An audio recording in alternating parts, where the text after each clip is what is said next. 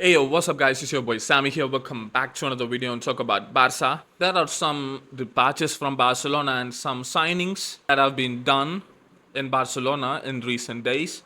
And the major news in departure is Christensen is set to leave in this transfer window. And I really don't understand why Christensen is leaving Barcelona. In a recent interview, Deco said that we have 5 centre-backs, so we need to offload someone. But realistically, looking at our options, we really have only 4 centre-backs. Because I think Deco would have added Eric Garcia as a centre-back. But if you just look at last season, Eric Garcia has been useful for us in other roles than playing as a centre-back. He really played very well as a number 6 and as a backup right back in the important game. When Koundé was injured, he was the starting right back against Inter Milan in the second leg. In the end of the season against Real Madrid, he really did very well against Vinny. Vinny didn't even successfully dribble one time past Eric Garcia in that game. Eric Garcia has been influential in many other places than a centre back last season, and he's really a squad player. We are not counting him as a starting player. Yeah, he can fill up places even when he is starting. He's a quality player, but he is not a centre back. He is not a great option for a centre back to be trusted for the rest of the season. By saying this, I don't mean to disrespect Eric Garcia, but that's the truth. If anyone gets injured, he can't be a starting centre back for the rest of the season. That's a fact. If you take Eric Garcia away, we only have 4 centre-backs as options for next season. Christensen, Araujo, Inigo, and Kubarsi. And if we sell Christensen this transfer window, we only have 3 centre-backs in our hand, which is Araujo, Inigo, and Kubarsi. Let's just say we roll on with these 3 centre-backs for the rest of the season. Even if any one of those centre-backs get injured, we are going to be in a dark place. Even though we have done last season very great, we have won 3 trophies, our major drawback was our defense. Our attack was so good. Our defense was also so good. Just look at the players. Balde had a great season. Koundé had a great season.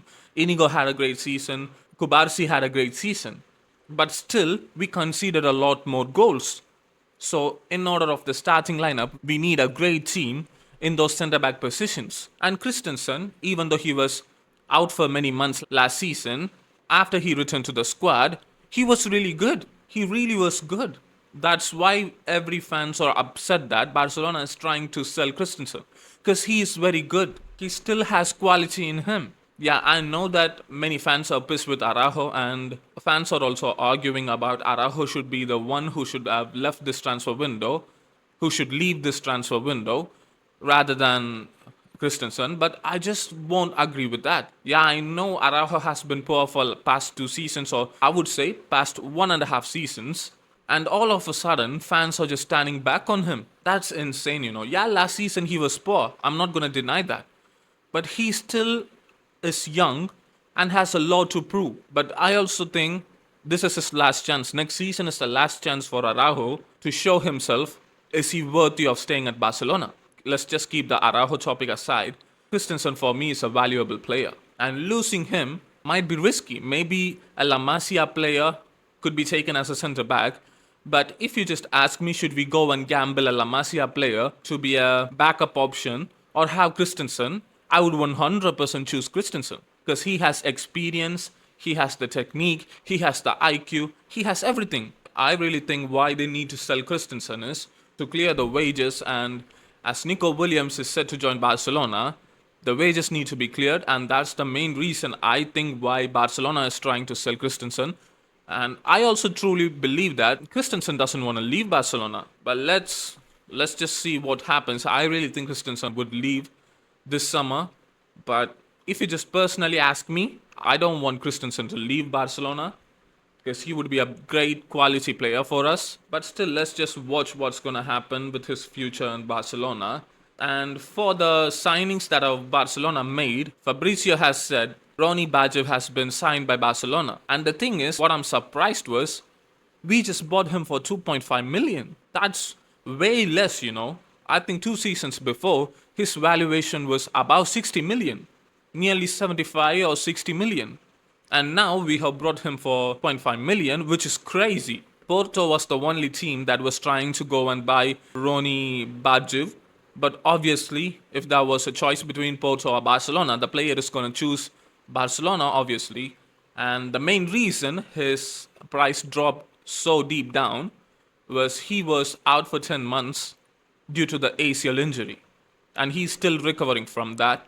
If you just ask me, I think this is a crazy deal. We have not spent any money on him. It's just 2.5 million. And he has a crazy potential. Barcelona is trying to make him as a Barca Atleti player. Sometimes also he would join the main squad and play some matches, which I really think he has the quality to be a backup player for Yamal, and he could be the perfect backup player for Yamal. He really has some dribbling skills on him. He really has the physicality. He can really pull off those passes. He can really finish superbly. If any of you those who don't know Ronny Bardghji, he was the one who scored in Champions League, the winner against Manchester United in the last minute or so. I also haven't seen many of his matches, but I saw that game against Manchester United, which was seasons ago. But looking at those clips, he really is promising. And he was one of the top talents in Denmark. Because of his ACL injury, his price dropped so deep down, and we have bargained and bought him for 2.5 million, which is a very low risky transfer, because even if he doesn't succeed in Barcelona, we could go and sell him for a good price. I feel like he's really, really a good option because he also can play as a number 10, and he's good with both feet, and his finishing is also good. So I believe that this signing is going to be a good one. Let's just hope and see. I think we can see him perform in preseason because we have bought him for 2.5 million and his contract ends in December. So I really think we are going to be using him pretty much in the main squad because we could have easily gone and brought him in December as a free agent, but still we paid for him 2.5 million. So that means maybe he would be part of the squad in preseason, or maybe we could see him in domestic trophies or a game against relegation side. Because last season I was really worried about Rafinha and Yamal, because even against relegation side teams or mid-table side teams, Yamal and Rafinha performed every single game. And that was really a worrying thing seeing Barcelona play. Because I was afraid that every single game, he's playing way more minutes than he should do. And I was afraid that these two players shouldn't get injured. Now we have a quality player as a backup. Maybe we could see more minutes of him. But he could actually grow into someone and be a future star for Barcelona because he has the potential. I really thought we could see more of Dani Rodriguez next season, but he has not still recovered from his shoulder injury. But now he's having a healthy competition for right wing backup.